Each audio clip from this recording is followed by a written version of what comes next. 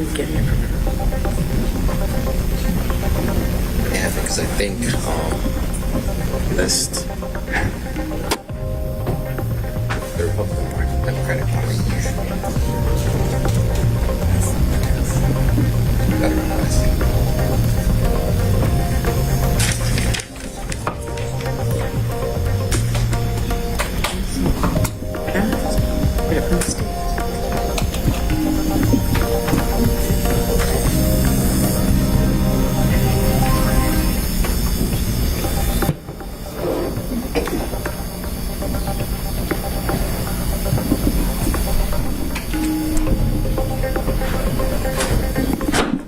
All rise.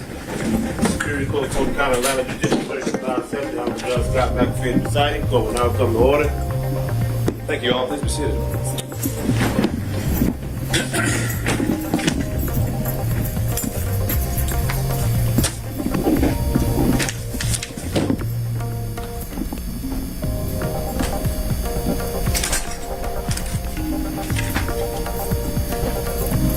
This sound. I feel like a light out. That's from you? Did you hear? It's me. I'm sorry. Yeah, what are we going to do about it? He says it's his camera.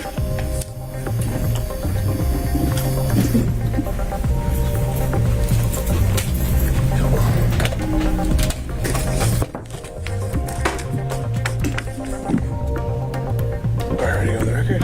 Okay, we're back on the record with 23 SC 188947. Welcome back.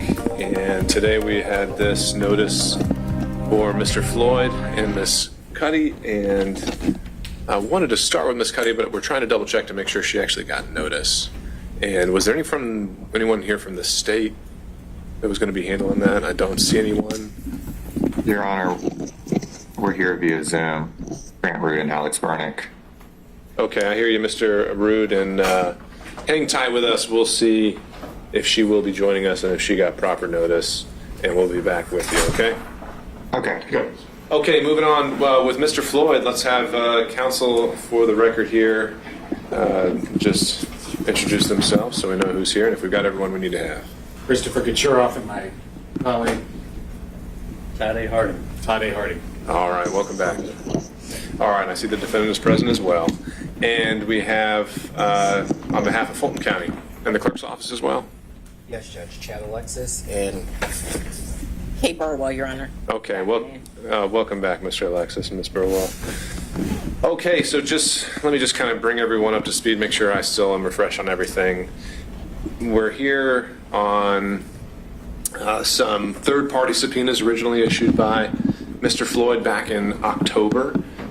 We had an initial hearing in November, if I'm not mistaken, where there was a consent order worked out between the Secretary of State's office and Mr. Floyd. And then we met again on February 19th and February 13th, still to try to work out the particulars of exactly what it is being requested, what still needs to be transferred over, and kind of the logistics of how that was going to work. And then I was informed about a month ago that it appeared the parties were at an impasse and things had broken down. And so I think Mr. Floyd at this point was requesting, I think it was 8-witness kind of hearing with some expert testimony. And before we crossed that bridge, I wanted to kind of preliminarily check in to see what caused the breakdown and what would actually be discussed at a hearing and whether we need to have one. So, Mr. Kachuroff, it's your subpoena, so if you want to kick it off, you can go through the procedural history as well if you want, or you just want to jump right in and tell me where we are today. The floor is yours. Just jump right in, Judge. Okay.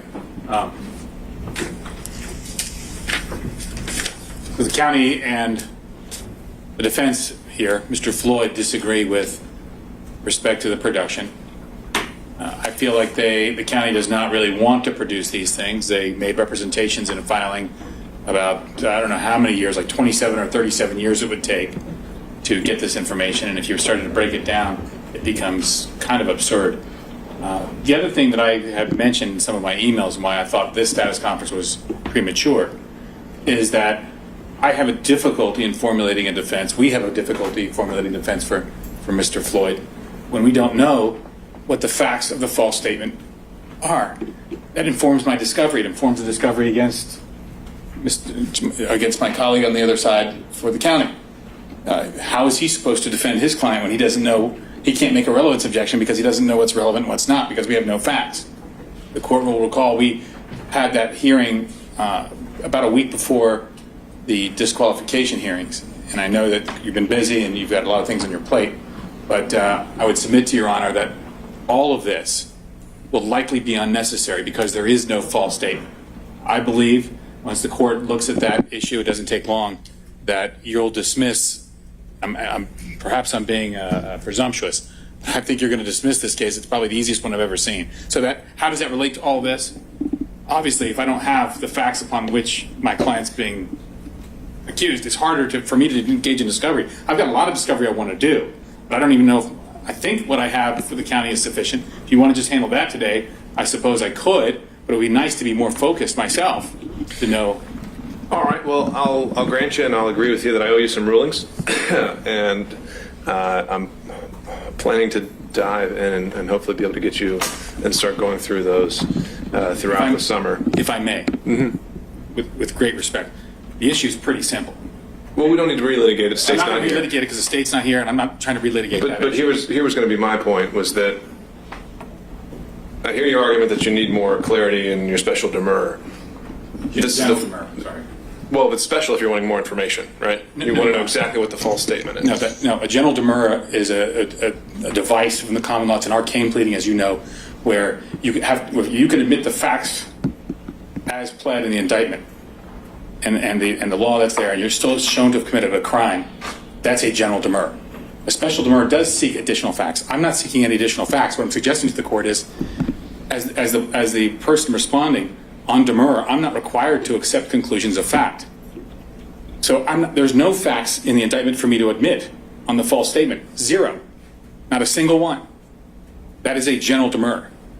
You can't just say somebody committed a crime and not say what the facts are, a bare bones set of facts that are sufficient to support that crime. That's a general demur. Okay. And you'll see I put that in my brief. I'm not asking you to look at it now, but I've got it. I've read it. But more to the point was this inability for us to go forward with getting into the particulars of the subpoena.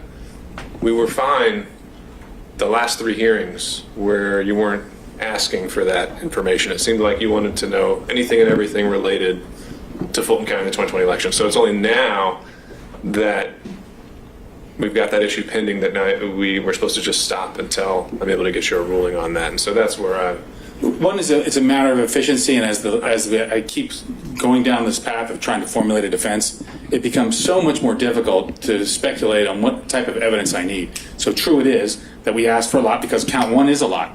But the moment I started to think about what this false statement could possibly be, because I'm not a mind reader, Yeah. you know, I don't know what the false statement is, it became more prominent in my defense. And so I'm trying to figure out, do I really need this stuff, or is that sufficient? So with that said, Judge, that's my, I think that's the posture of where we are now. Having said that, the county, and for that matter, the Secretary of State hasn't turned over. They're starting to play cute with the terms of the subpoena that we agreed to. So I'll be bringing that back up if necessary. But that's the whole key, is it necessary right now to do all this? I don't think that it is. Okay.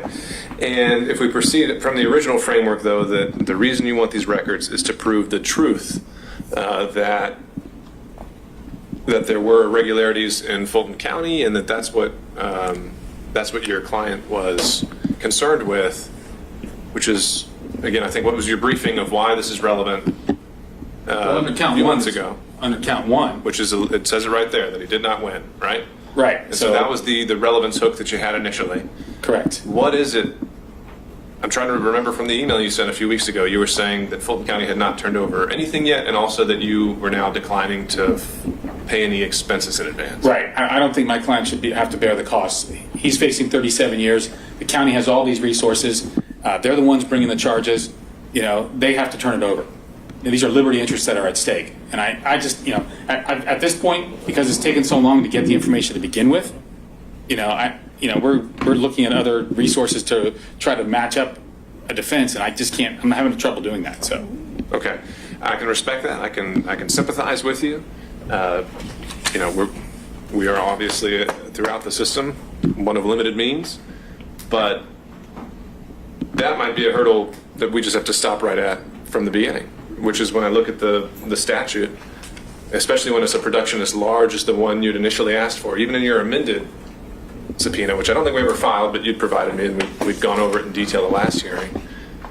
Even in the amended version where we were giving and taking in the last hearing, it's still going to take some time. It's still going to take resources. And the statute, as I read it, says that that's not a burden that should fall on a third party. We will be glad to, well, this is not a third party. This is Fulton County. I mean, it's still part of the DA's office here. You know, they may be a separate agency, I get it, Right. or separate, but there's still one political body, Fulton County, period. I'm happy to tell the court, we'll have our own people do all the copying. We'll have our own scanners, all of that stuff. But there's not going to be any outlay of expenses on the state, especially since a lot of the stuff I'm learning now has already been produced in other forums. And that's what I want to investigate further. So that's an issue. So if we were to have another hearing on this, I would have witnesses come up and say what the county has turned over in the past, what it hasn't turned over, what the county has, what it doesn't have. I would have an expert witness or two testify to the fact that, hey, look, getting the logic and accuracy testing of the machines, which is required under Georgia law, getting the proof of that is not difficult. It's not a 100-hour task. It's a 30-minute task because you should just have to locate the file. That's it. So, from my perspective, that's where we are. That's, if that makes sense. And so, what I had offered before was to pick up a machine and let the county use it.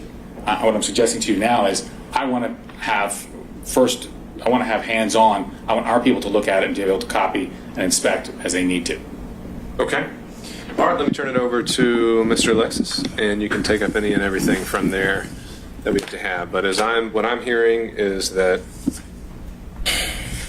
the issue of just down to the mechanics is there really hasn't been any kind of an agreement between the parties on that, and so I'm really not hearing a way around getting into the details and wading into it. Understood. Judge, I'd just like to say for the record that the county is not bringing the charges. The district attorney is bringing the charges. She is the DA of the Atlanta Judicial Circuit. That circuit just happens to be coterminous with Fulton County, but as we all know, DAs act in their scope of prosecutorial discretion, acts on behalf of the state. They're state officials. As for the breakdown, so Judge, we were amenable to receiving the machines that Mr. Kirchhoff offered, not the software. And of course, you know, Fulton County had a cyber incident earlier this year, so we're especially vigilant when it comes to things like that. So we will take the machines, but not the software. Now, Judge, as for the relevance, I just want to briefly touch on that again. Again, they're asking for information that they did not have access to when the statements were made. If they're saying that this information was the basis, reason, or cause for the statements, that cannot be so because they did not have the information. But I think Mr. Kirchhoff is correct when he says that we need to know what the statement was or he's being accused of, because it's hard for me to say, well, this is not relevant, or say, well, okay, this could be relevant if I don't know what the statement is. If the statement is, hey, X won the election and Y lost, then fair enough. If the statement is, hey, tell them that you saw someone destroying ballots, we don't need to go through all of these things to prove whether or not that's true. And again, I guess by their own admission, saying that, you know, they're just guessing as to what the statement would be, and that's what caused the request in the subpoena. It just shows that the subpoena is a fishing expedition, Judge. It's not pointed towards anything in particular that they're trying to narrow in on, because again, they don't even know what the statement is. So they can't properly argue it, we can't. But the one thing we can say is that the information that they are seeking to get is information that they did not have access to at the time of the statements. It is inconceivable that is relevant. So what about the idea, set aside the substantive counts to talk about specific statements, and I know we're kind of retreading ground from a few months ago, but count one is the RICO count, which applies to Mr. Floyd and simply comes out and lays the standard as being one person won the election, one person did not. That was the basis, the original argument for why anything and everything was relevant. And so if that is still the standard, then where do you go from there? Well, there are two things to consider with that, Judge. The first, obviously, is, as I said, they didn't have that information when they made the statement. So the question becomes, why did you make the statements? And they can't say, well, look at these documents. It's like, well, no, you didn't have that at the time. I think that should draw a relevance objection in a courtroom. The second thing, Judge, is that at the last hearing, or I believe the hearing before that, the defense said that if the evidence showed one thing, they would go in one direction. If the evidence showed something else, they'll go in another direction. Judge, again, by all accounts, that just shows that they are guessing at what the evidence will show. So it's not as if they made a statement or they're being accused of making a statement, they're standing on it. They're saying, hey, we made this statement, whatever it may be. If the evidence shows that we were right, we will roll with it. If the evidence shows that we were wrong, we're going to make another argument. And again, as I mentioned, Judge, if it doesn't bear on their innocence or guilt, if it doesn't matter what the evidence shows, they're still not guilty, then I don't see how it's relevant. Sure, but shouldn't they have a right to present their strongest defense? Well, I can't speak to what they have a right to at this moment because this is in the midst of a quashal, and from my understanding, the only issue that is relevant to a quashal is whether the information sought is relevant and whether it's burdensome and oppressive. As to what they may be entitled to is something that they will have to make an argument for, and I don't think a quashal is the appropriate forum.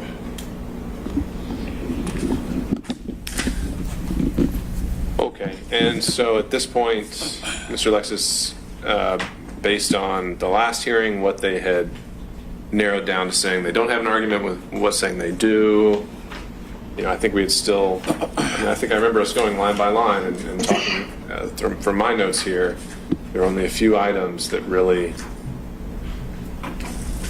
were kind of the sticking subjects. Has the county come up with any revised or updated version of just exactly what it would take to comply with the subpoena, or the resources that would need to be marshaled? No, Judge.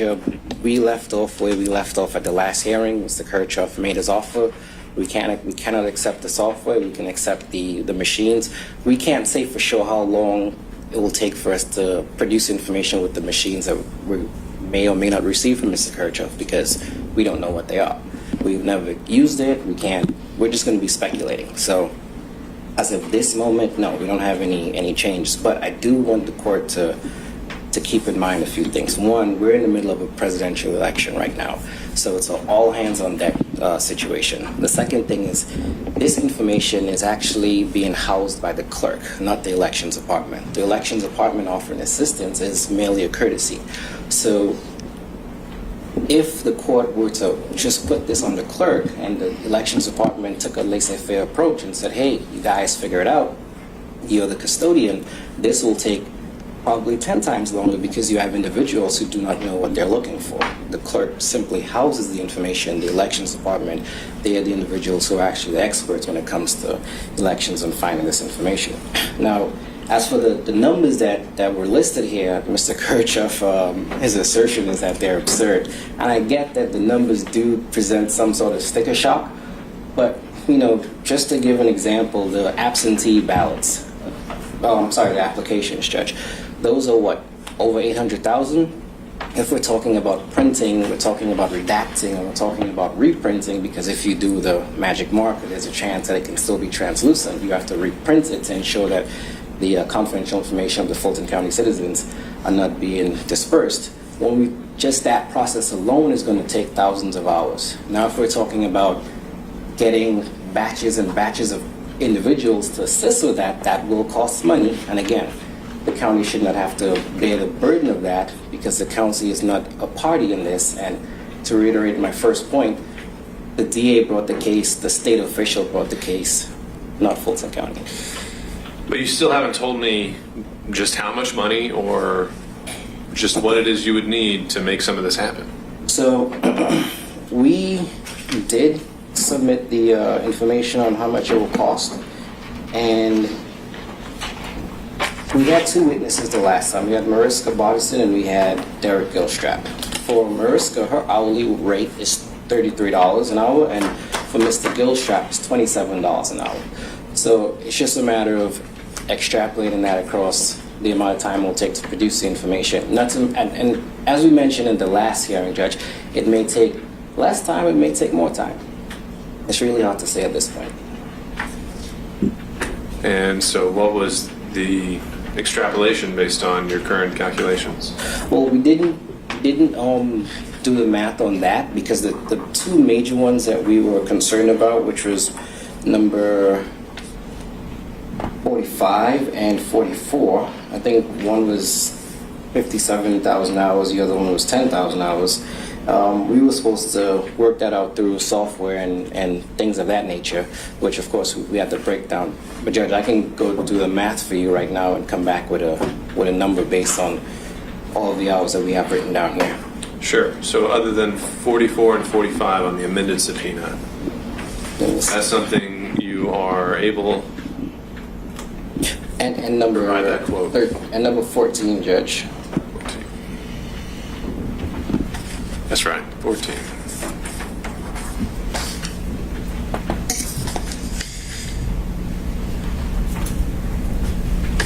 Okay.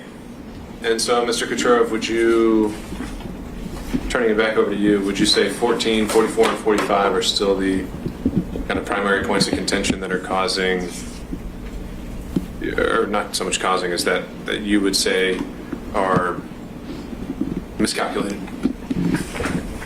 Absolutely. I think it all is miscalculated. It's all overblown because, again, Well, I mean, one of these is information's with the clerk's office. 1 hour. I've got experts Yeah. that can go in and probably do a very efficient job of looking through the material. So if the clerk's office is the one who's housing all this and he has no objection to it, why can't the court just order that?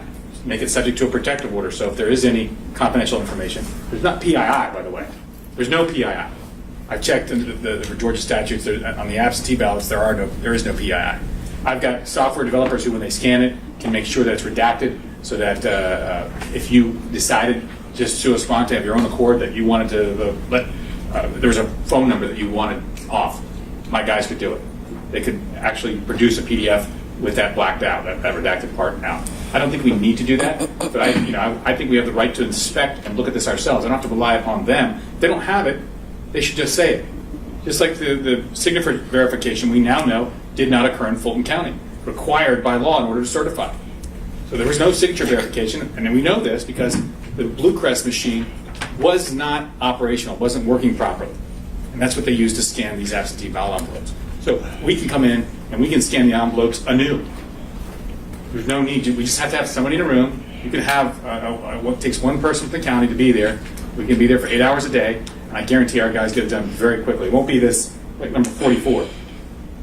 57,334 hours. I mean, Judge, just look at that. With the number of ballots that I understand are mail-in ballots, 148,000, 219,000 mail-in ballots, that's an estimate of about 2.58 envelopes scanned per hour. Okay? Under their estimate, that's $1.1 million to scan. That sounds grossly high to me. So stuff like, so all of this can be taken care of. We can take care of that. And I'm willing to do that. We can bring the scanners in. We can have our people scan it. You just need access to the docs. If you want one of the attorneys there supervising to make sure nothing gets taken out, I'll do that. I have no problem doing that at all. But we do want to get access to this so we can begin to compile that defense to count one. Judge, can I add something? Sure. So we did mention that we did not use the Blue Crest machines. We at no point in time state that signature verifications was not done. I don't want to make this a point of contention at this point because that's not what we're here for. But I'd just like to correct the record on that part. And as for the amount And how did you correct it? Just, right. what did you say? We did not at any point in time state that signature verifications were not done. We are just saying that we did not use the Blue Crest machines. And I'd just like to put that on the record. Okay. Judge, as far as the amount of money is concerned, you look at the BOC hearings, you see how much money goes into actually running an election, and that's because it takes all of this manpower to do all of these things across these hundreds of precincts. So you take one person, make them do all that work, and for this one case, it will take a very long time unless you're going to replicate the situations or the circumstances of an actual election and hire hundreds of people to do so. Yeah, it will take this amount of time and it will cost money. Okay, well, I think at this point, y'all have set the stage for what needs to happen next, which I don't think can be avoided without coming back. So what I would propose that we do is I'll, again, consider the points on relevance, consider the points on defense counsel's demur on the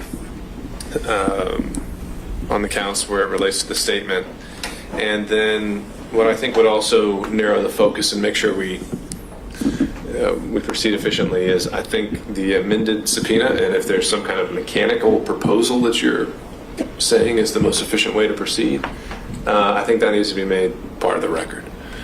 So I would say that you need to file an amended subpoena with everything that we had talked about at the last hearing of exactly, because I think there were some things, as I remember from my notes here, that you had said, well, we don't need that one anymore, we don't need this anymore. So I want to take a very close look and make sure we're on the same page of exactly what it is you're saying you still want and you still don't need, assuming that count one is still what you're contesting on that broad kind of overarching statement. And then when it comes to just initially the mechanics of how you would propose going about this in the most efficient manner, you can lay that out as well. So then the county would actually be on notice and respond, and we can move on to the next step of exactly determining what it is that needs to take place for you logistically to get these things. And I would still be conditioning, if it's granted in some form, it's still going to be conditioned by, as outlined by the statute, on payment of some form of the cost in advance. That's what the statute contemplates. I don't think that there's a meaningful distinction there that the DA's office can just be lumped together with that same governmental entity. But we can't do that until we know exactly what it is, how we calculate those costs, and how we can come to them. So I think both parties are very far apart on that, and that's what we're going to have to figure out. So, Mr. Kucherov, you'd mentioned needing to get kind of availability for your experts. Have you been in touch with them? Do you have some general idea of their schedule? I think the month of June is fairly taken up right now, but I can probably squeeze a day or two in. I've talked to the experts. They've got some time at the latter part of June and also into July. Okay, that's what we'll shoot for. And when can you kind of file something along the lines of what I was outlining? 2 weeks. All right.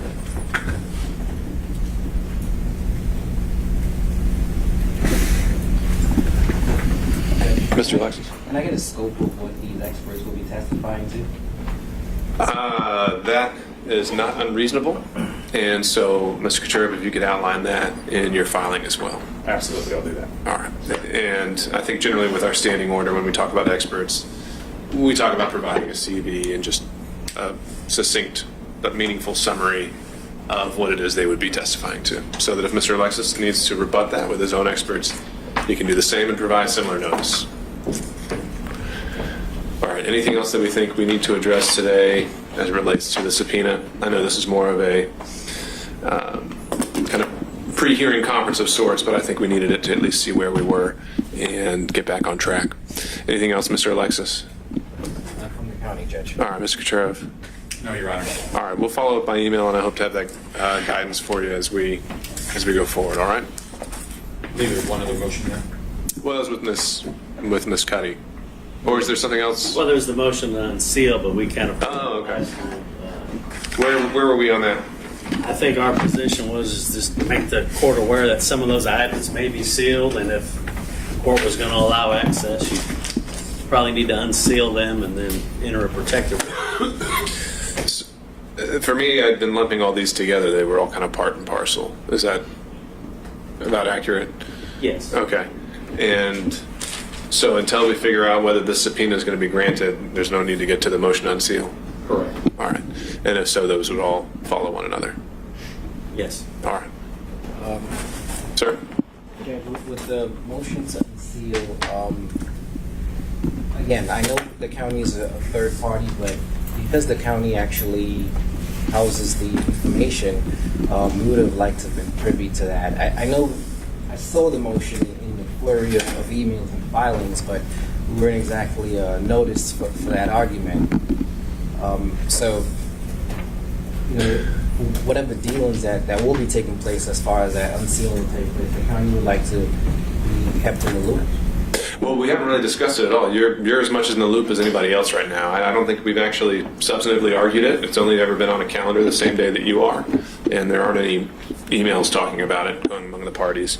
So if that's something you're also looking to intervene on or believe you have standing to, you still can. And like I said, I've just been treating it as part of the subpoena issue. And I'd also been treating you, because I think this is where we landed back in the November hearing, as really being the spokesperson for the clerk's office on this issue as well, the subpoena and many unsealing issues. Judge, I actually do represent not only the elections department, but I also represent the clerk's office. So it actually worked out in that regard. Okay. But I will say for the Board of Registration elections, which I represented up until, I want to say a few weeks ago when we got outside counsel, Judge, I will say that in one of our first arguments, I mentioned that the BRE is not the custodian of the records being sought. So we did ask for the BRE to be dismissed from that. I was under the impression that the court did that, but I did see their name come up again as a hearing. I'm not sure where we are with that, but again, they are not the custodian. Right, and that was because the subpoena was directed to both Yes. entities. And you were telling me today that if the BRE is released from this, they're the only ones with the subject matter expertise to actually know what to be looking for within the clerk's file. Not the BRE, Judge, the department, the elections department. Excuse me. Okay. Yeah, it's an interesting trail. The BRE directs the elections director as the election supervisor and chief administrator, and that's pursuant to state statute and county ordinance. And then the elections director, as the director pursuant to being hired by the county, has, I guess, supervision over the department. And so the elections department does fall under the umbrella of the Board of Registration and Elections, though? Not really the department, but the director. Okay. Because the director reports to the BRE. The staff does not report to the BRE. So to keep the elections department involved in this, are you saying they're not a party to this? No, Judge, and as a matter of fact, if you do want to serve the elections department, because they are an entity capable of being sued, you'd have to subpoena the county itself. Because the clerk can be subpoenaed separately, so can the BRE, but individual departments, correct me if I'm wrong on that one, you'd have to go through the actual Board of Commissioners. But regardless, Judge, you know, the elections department is staying in and involved in the event that, you know, we have to pull some of the documents, because to remove them now is just going to be sort of slowing down any process or progress, because we asked to be removed, we can usually be added back in later on. So, you know, it's going to be form over substance at that point. Okay, and so your point would be that That the Board of Registration and Elections was the improper party to serve because they don't have custody of any of the documents that were requested. Yes, Judge, and I Okay. really would like for them to be dismissed under the caveat that we will still have the elections department involved to assist where we can, if need be. Okay, Mr. Hart. I think we withdrew that subpoena at one of the hearings, Your Honor. All right, I just Should need be to on make that. record. I'll just make that part of the record formally through an order. Yes, that would have been a shorter way to. I'm sorry. That would have been a shorter way to get to that. Okay. Well, there's the short way and the long way. All right, so that's withdrawn formally by counsel. Yes, sir. I think we did it at one of the prior hearings, but we do it again if we need to. No, that's fine. I just need to make sure that that's memorialized on the docket, and I'll do that. And so that's position 3. So when we come back, it'll just be on 1 and 2. All right, thank you for that clarity. Thanks, Judge. Okay, we'll be off the record as it relates to Mr. Floyd, and take care. Let me check in. We'll see if Ms. Kutti was able to join. She was able to join us? All right. I am here. Yes, I am here. Okay, thank you, ma'am. If you could turn on your screen, Okay. and then we'll see if we can make it so we can see both you and representatives from the district attorney's office.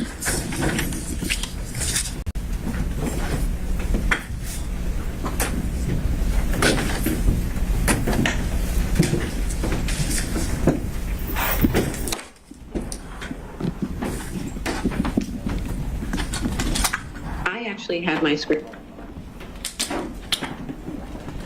Okay, just hang tight for a second. We've got to make sure we can see you in the courtroom here.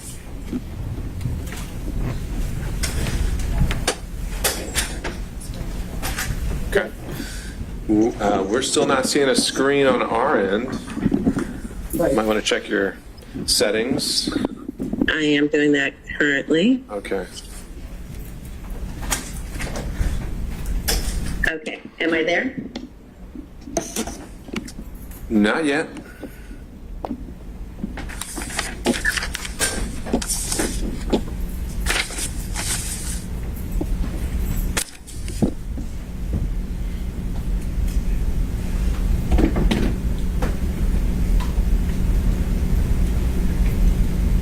We just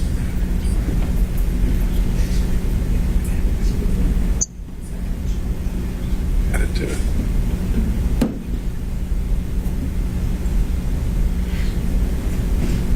I may have to go out and come back in. Yeah, why don't we give that a shot, since I don't think we're having any luck here.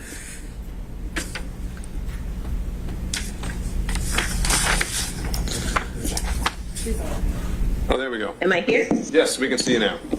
All right. Okay, so you can. It sounds like you can see and hear me all right. I can. And am I pronouncing that right? Is it Miss Kutti? It's Cutie. Cutie, excuse me. All right. No so, and Mr. Rood, can you hear me all right? Yes, Your Honor. Okay, then let's go back on the record. This is now with Miss Cutie, and we had noticed it today with the offer of a remote hearing, just to check in on the status of counsel. So, Ms. Cutie, you'll remember we last met on January 12th, just to check in, and your attorneys had withdrawn private counsel. And I'd asked you back then whether you were interested in getting public counsel and applying to see whether you qualified for that. And you mentioned that, no, you still wanted to try and hire private counsel. And to date, I'm not seeing anything on the docket that says that you have hired private counsel. So the first thing I would ask you about is what your plans are, if you're still wanting to hire private counsel, if you want to apply for public counsel, or if you want to represent yourself. Well, Judge, I'm not for certain why you don't have counsel on record, because my counsel filed on April 26th. The clerk is Shay Alexander. My counsel has been on record. I don't know why the state has not become aware of that. Well, we've got a lot of dockets. Let's check to make sure it got on there. And if nothing else, Okay. we just want to confirm that an entry was made. Yes, sir, Mr. Root. Yes, Mr. Donaldson, George Donaldson, did file an entry on Miss Cutie's behalf, but in the docket for Mr. Trunk, he didn't file it under Miss Cutie's. I see. We had reached out to Mr. Donaldson to exchange discovery, so we're in communications with him. Okay, excellent. So we just had a little bit of a technical complication there. So, Miss Cutie, so George Donaldson is your counsel of record. That's who you retained? Correct. All right, excellent. So it sounds like we just need to make sure his entry gets on the right docket. That's just a little bit of a filing error. But sounds like the state is in touch with him. And from here on out, he should be getting notice of these, and he should be here next time. You shouldn't have to speak on your behalf. I actually found out about this hearing on Twitter. I was getting a massive amount of, pings on Twitter about a hearing. I had no idea about it. Okay, well, I think... He didn't either. He had no idea either. Got it. Well, once he is filed into the right docket, then we'll know where to send the notices, and we'll clear that up, and it shouldn't happen again. But that is all we needed to handle today, Mr. Root, unless you think there's anything else we need to do while Miss Cutie is here. Nothing from the state, Your Honor. Okay, thank you for joining us. That's all we got, unless you got a question for me. I do not. Thank you, Judge. All right, take care. Bye-bye. All right, court will be adjourned.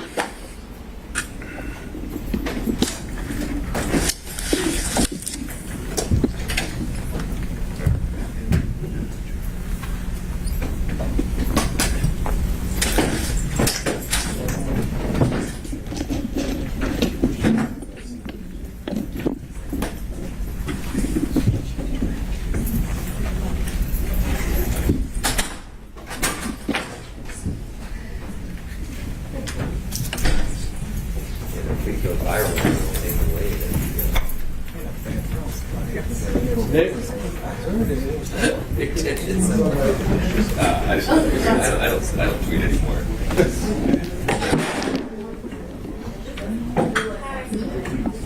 The thing is that our boss loves emails. So what I have to do now is like I've got to personally flag it for sure that I will get the email to me when I review for you.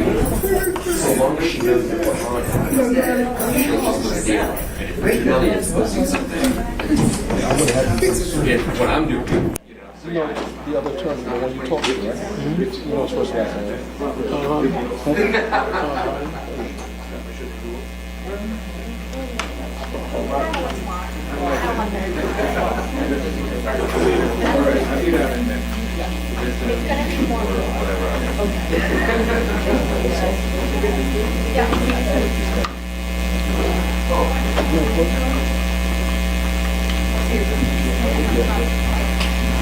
No, I want to copy.